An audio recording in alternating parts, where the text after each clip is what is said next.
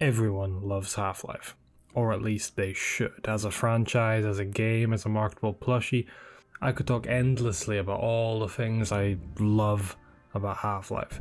Black Mesa takes this game that I then pathetically fawn over and rebuilds it from the ground up. It does such a good job of this that not only does it surpass it, it also arguably surpasses its even more popular sequel. In a lot of ways, it's my favourite FPS of all time. For the most part, at a base level, they are identical. They follow near identical chapters where you play as a psychotic mute rampaging through a science facility following a terrorist incident of his own creation.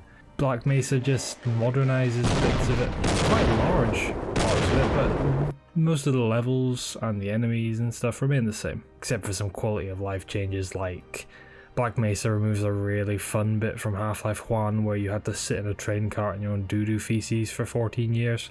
You know, just selectively modifies these parts of the game to make them a little more modern. And this works great, even if the occasional degenerate will try and tell you how essential On a Rail was to the Half-Life experience. So in both games, you move through the facility till you arrive at the Half-Life complex. And in Half-Life, this is the last chapter. I've had the section of my brain of all the chapters after this surgically removed, because it does an amazing job at not so much tripping on the last hurdle as breaking its legs on it. Now, the Black Mesa team spent a long time on their version of the Forbidden One for exactly this reason. They really did need to rebuild it from the ground up. Question is, did they manage to actually make it good? Well, yeah. It uses the same 4 chapters as the original, which conveniently allows me to compare them chapter by chapter. And to compare them, I played both of them back to back. I didn't enjoy this. I knew I wouldn't enjoy it because I already know that I don't like Half-Life Zen. But I played it anyway, because it's not fresh in my memory. Because, you know, the surgery. And if for some reason you haven't cottoned on yet, yes, I will be spoiling the end of both games. If you haven't played Black Mesa to the end and want Zen to be a complete surprise, go away. Come back please, but go away for now. If you haven't played Half-Life, but you have played Black Mesa, don't. You know, there's a TLDR for you, just don't. Don't put yourself through Zen. Okay, so following the final battle within the Black Mesa facility where you go through the wibbly wobbly sphere, you arrive on Zen. In both games, this means jumping puzzle time, which gives you a nice chance to test the experimental jump booster you've been given. In Half-Life, this incredible invention will give you anywhere between 1 and 3 inches of extra distance to your jump, if you do it in a very specific way. Black Mesa decided to go the considerably less moronic route and let you actually boost forward in midair. I would go on about how much better it looks and blah-de-blah, but it's not fair at all, given the age of both games. What I will go on about are the stupid platforms. It's like it was just designed to be annoying. Haha, look, fall damage. Oh, I love fall damage. Ooh. Black Mesa doesn't have fall damage in Zen, because they realized fall damage is horrible. You want to make a game really platform heavy, don't give it massive amounts of fall damage. So this first section, how is it gameplay wise? Well, Black Mesa's Zen level design feels like a long trek through an alien world, independent of you. In contrast, Half-Life's first Zen chapter is a single, relatively forgettable island rock thing, floating in nothing. It's barely a chapter at all, and the sort of 2-3 minutes of gameplay that are there aren't a particularly good first impression. Slow and meandering. We're talking like 2 enemies and a stupid section where you have to hit butterflies with a crowbar. As well as this, Black Mesa focuses on the fauna and the natural life and environment of Zen for this first chapter. Not only does this paint an actual comprehensive picture of the border world, it paces the gameplay nicely, it eases you into it. Half-Life just throws enemy at you. They stand on this floating island, they play with themselves. What's their actual purpose in the alien world? I don't know. To stand there and get intruders, even though you're the only intruder? This isn't to say Black Mesa's design is perfect. In particular, there are a few puzzles involving power crystals which just end up being kind of tedious. In fact, the weakest part of Black Mesa Zen is pretty consistently the parts where it forces you to slow down and play the game at their pace, not at your pace. But maybe this is just a symptom of me attempting to play through it like a gerbil trapped inside a coffee machine. The next chapter is the community guidelines strike for inappropriate sexual content. It's a similar concept, once again, more similar than the last chapter, but it's made considerably less frustrating. It does drag on though. Conceptually, the boss is the same, giant testicle. In Black Mesa, the attacks do a lot of damage, but they're all telegraphed and dodgeable. In Half-Life, I guess they're the same, just less interesting. Sometimes a bit bullshitty. The midsection in Black Mesa where you get chased down by the creature is cool, but it goes on too long.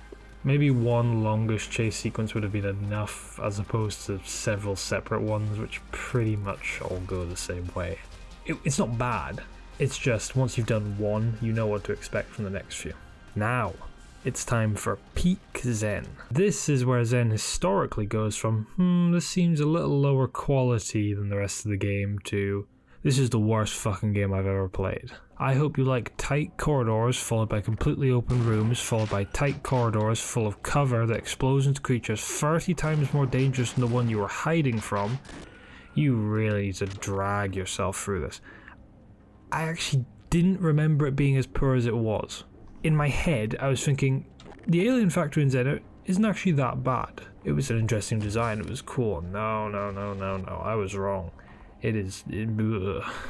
Because of this, Black Mesa's most drastic changes also come into effect at this point. The chapter starts completely differently, really. You start by exploring this really cool Vortigaunt village, and you find out the Vortigaunts are friendly unless they're actively mind-controlled. You then have a run-in with some of their controllers. Then there's this big gargantuan chase sequence, and then you go to the alien factory. And the factory itself is... fine. It's not the strongest part of the game by any means, but it's not bad either. Again, it deliberately forces you to slow down at points in a way that isn't necessarily super satisfying. Especially the conveyor belt section. That goes on too long. And there's a lot of power energy crystal puzzles. Standalone, it's nothing special, really. In fact, it's boring and a bit of a drag. But if you go back and compare it to the alien factory in the original, it's not even in the same league. Finally, you have the boss fight with the Nihalinth, big baby, disregarding atmosphere, effects, whatever else. This is more a matter of age than quality. I'm not entirely sure that the boss that they present in Black Mesa would really have been possible in the original Half-Life. Though you could make that argument for a fair few things they put in it, in fairness. The boss fight follows the same trend, it's just better all around. The Half-Life boss fight isn't truly terrible, it's just not particularly engaging. You keep getting thrown out of the fight and teleported to rooms which completely take you out of it, and then beyond that it's pretty much just shoot the big baby till it dies. Black Mesa shoot the big baby till it dies too, except its attacks are more dramatic. You have to shoot a bunch of crystals, you don't get teleported away. It's generally just much better than the original's mix of impotent volley of blobs, followed by one large blob, which forces you to crawl out of some god-awful alien sphincter for the 15th time in 2 hours. So, deliberately glossing over any overarching mechanics changes, graphical changes, and anything else which could arguably be based on technology, leaves us asking mainly, what is it about Zen's level design which caused it to drift in at the end of Half-Life like a bad smell? Well, I think it's mainly the way they handle enemy placement. Vortigaunts are very dangerous, and they just seem to be placed at random in some of the more open sections. Bearing in mind the thing that balances Vortigaunts is being able to duck in and out of cover, environments like this just make them unbearable. So you spawn in the middle of this room, and you immediately get hit by 3 lightning bolts, which take you down to fuck all health. This is one of the few decent things about the alien factory, at least there is some cover. But you couple all these considerably dangerous enemies with a lack of health, ammo and armor. It's just annoying. It's not massively difficult. It's not a huge challenge. It's just annoying. You don't feel like you're overcoming anything, you just feel like you're dragging yourself through it. Then, if you're like me and you count these 4 chapters as the one singular entity, you count them as Zen itself, another major problem emerges. In Black Mesa, it feels like you are traveling through an alien world. You take a fair few teleporters to go to different sections, but it still feels like one long, climactic journey in a hostile environment. Half-Life Zen isn't like that. It's like traveling between these little bubbles of activity, especially in the early parts. To me, that's a sign that it was rushed. Multiple split development teams maybe working on different individual little sections to save time. Whereas in Black Mesa, it took them years to remake Zen, so they obviously didn't rush it at all. Okay, so at this point, maybe I've convinced you to play Black Mesa if you haven't already, and if you, God forbid, haven't played either of these games, then skip Half-Life. Nostalgia and retro is all good and well, but Black Mesa is Half-Life with all the holes filled in. It's got the chunks of Half-Life 2's gameplay that just made it a more refined game. And in fact, part of my preference for Black Mesa over Half-Life 2 is that I genuinely think the setting of the original Half-Life is better than Half-Life 2's setting. It's just due to time and budget and whatever else, it wasn't as well realised. So the moral of the story is, don't worry if a game you really like ends in a lackluster way. Just wait 20 years or so and some idiot will remake it with a marginally better transplant.